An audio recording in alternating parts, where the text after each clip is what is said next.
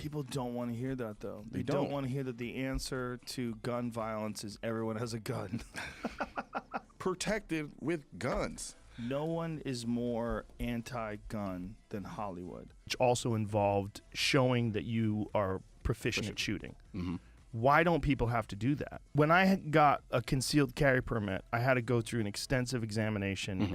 Well, because we are talking about a constitutional right. So the standard is a lot different than, say, okay, we're giving you the privilege to drive this car on the road. There's no denying that Joe Rogan has been a gun advocate for his entire life. He's always willing to talk about defending one of Americans' most fundamental rights. The famous Second Amendment is one of the biggest talking points Republicans tend to defend, and Democrats go directly against. Today, we dive deep into Rogan's view on gun laws. The Big Rogan. Joe Rogan is described on his website as stand-up comic, mixed martial arts fanatic, psychedelic adventurer, host of the Joe Rogan Experience podcast. It's the last of these that has really made his name, and for many audiences, made the medium of podcasting too. Rogan's podcast gets an estimated 200 million downloads each month, making him the most popular podcaster in the U.S. When Spotify signed a $100 million deal with Rogan in 2020 for the exclusive rights to his podcast, the industry took notice. Before this, podcasts were everywhere, and their platform-agnostic status was central to their appeal for creators and audiences. The deal was a gamble, but one based on the numbers. As music journalist Ted Gioia put it in May 2020, Spotify values Rogan more than any musician in the history of the world. The reason? A musician would need to generate 23 billion streams on Spotify to earn what they're paying Joe Rogan for his podcast rights.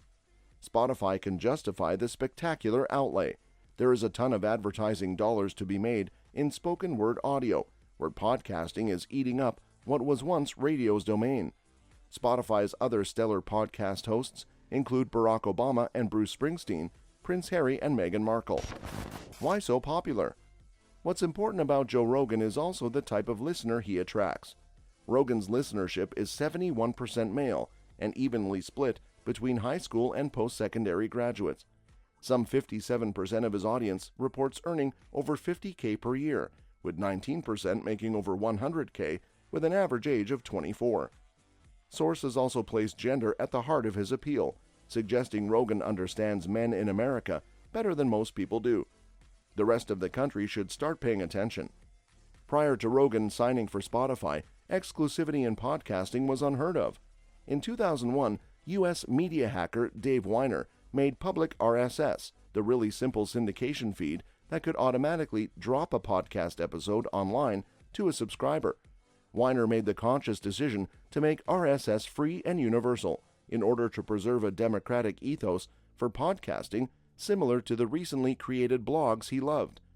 Signing an exclusive deal with Rogan could make Spotify as a podcasting platform of choice, an audio empire generally, or it could see Rogan lose fans who couldn't be bothered to move with him. A study showed Rogan gained fans when he first made the exclusive podcasting deal. Part of Rogan's appeal is his rawness, with episodes regularly 2 to 3 hours long and with minimal, if any, editing. He says what he thinks and feels in the moment, harnessing the compelling emotional power of the voice in a similar way to the great radio broadcasters of any age. Podcasting's Wild West. Podcasting is still the relative Wild West as an industry and medium. With ties to both the music industry and radio, podcasting remains mostly unregulated and diverse. In a podsphere that now counts around 3 million titles, multi-million-dollar projects with immaculate audio production and slick scripting coexist alongside amateurs uploading rambling, barely audible chats. A near-global and cross-platform phenomenon, podcasting often evades the laws of any one jurisdiction. Dave Weiner's open origin principle for podcasts has been at stake since Joe Rogan sold his name to Spotify. The question now is, where does editorial freedom sit? Should podcasters be regulated, and if so, how? In response to the recent Spotify controversy, Rogan says he is not interested in only talking to people that have one perspective, but as a public figure with such a large platform, should he really give equal weight to voices that clearly have unequal evidence to support them? Let's talk about guns and Hollywood. Hollywood has vehemently identified with the Democratic Party, but Joe Rogan sees inconsistencies in their rhetoric.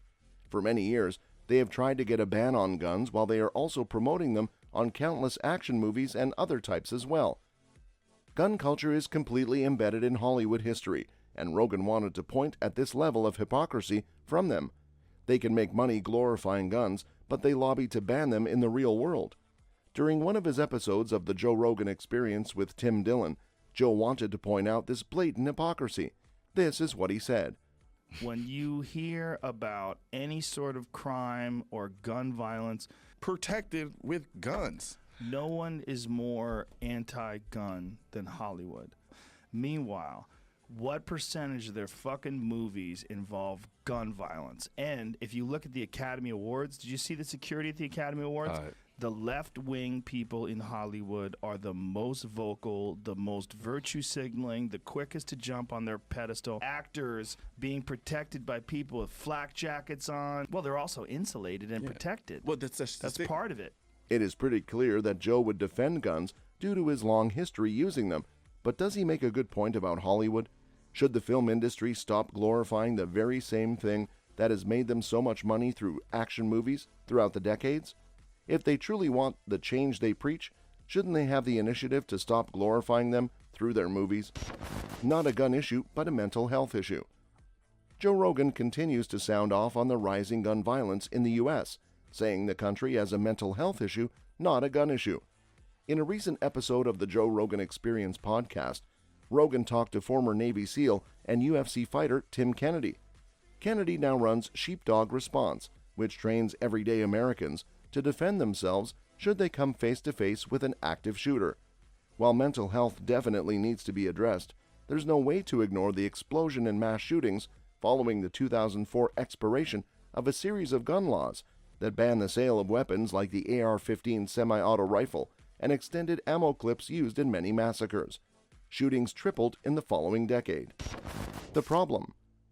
Rogan often makes pernicious claims. One ironic example occurred when Rogan circulated a fake ad made by Gruen to represent Australia's pandemic propaganda, made funnier given the ad parodied people who relied on Rogan's advice rather than medical professionals. He added a correction, albeit a small one, and these types of mistakes have become memes since then. Far more seriously, Rogan has peddled egregious conspiracy theories and disinformation. He amplified disgraced radio host Alex Jones, who had spread a lie that the Sandy Hook incident did not happen, apparently causing internal conflict at Spotify as a result. Rogan also allegedly regularly traffics misinformation and bigotry. The author drew particular attention to Rogan's right-wing misinformation and bigotry, anti-trans rhetoric, and COVID-19 misinformation. But today's focus of ours is on Rogan's controversial statements regarding gun use. So let's dive into those. Called out. Joe Rogan has been called out after wading into the debate on gun control in the U.S. after 19 children and 2 adults were slayed in a school incident in Uvalde, Texas. On Tuesday, 24 May, 18-year-old Salvador Ramos opened fire at Uvalde's Robb Elementary School. Officials said Ramos entered the school with a military-grade arsenal of guns and as many as 660 rounds inside high-capacity ammunition mags before opening fire. The findings revealed how the shooter was able to purchase such weaponry without alerting law enforcement. Soon after the incident, a number of U.S. celebrities reacted to the shooting, with many condemning the government for not imposing stricter gun control laws. But speaking on his The Joe Rogan Experience podcast, Rogan claimed he doesn't think it's wise to take all the guns away from people and give all the power to the government. People don't want to hear that, though. They don't want to hear that the answer to gun violence is everyone has a gun. So now let's talk about mass shootings. Mass shootings, right?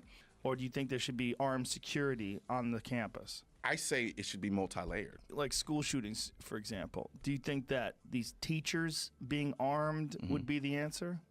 The 54-year-old, who was speaking with scientist Lex Fridman, asked him, "How do you stop a situation like Texas?" "No one knows how to stop that," he said.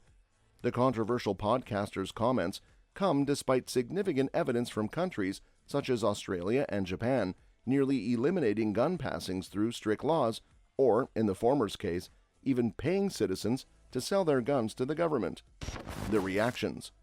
Rogan's episode received mixed reactions from fans and commentators, with some calling him an absolute moron for making illogical arguments in his podcast that has often, as previously mentioned, come under fire for spreading misinformation on a number of issues. Philly Mag journalist Ernest Owens wrote, "Joe Rogan makes millions of dollars going the wrong direction on Common Sense Daily. Imagine purposely choosing to make illogical arguments that will continue to endanger the lives of innocent children. From COVID to gun control, it's a disgusting way to make a living." Podcaster John Melendez said, "As I've said before, Joe Rogan is an absolute moron. Saying something like gun control doesn't work is equally as stupid as him saying you should take ivermectin instead of getting vaccinated. Why anybody listens to this blockhead is beyond me." Another viewer wrote, "Oh man, it's crazy and shocking that Joe Rogan's take on gun control is lazy, generic, uninformed, and also probably wrong." Joe Rogan's own concealed carry permit. Rogan takes his right to protect himself seriously. During a recent Joe Rogan Experience episode with gun enthusiast Collion Noir, Rogan revealed that he has a concealed carry permit that allows him to have a handgun hidden on him in public. Which also involved showing that you are proficient at shooting. Mm-hmm. Why don't people have to do that? When I got a concealed carry permit, I had to go through an extensive examination. Mm-hmm. Well, because we are talking about a constitutional right. So the standard is a lot different than say, okay, we're giving you the privilege to drive this car on the road. So but not that here. used to be the case in Texas. Now, no. Now we have constitutional carry, which means that you don't have to go through those procedures in order to carry a firearm. If someone wants to have a gun and they want to take it somewhere, then they have to go through these examinations. Generally speaking. That doesn't mean the UFC commentator isn't a fan of reasonable laws and checks on gun ownership. Rogan argued that the detailed examination he went through to get his concealed carry permit should be the standard for anyone who wishes to own a gun. That's all for this video, folks. See you another time.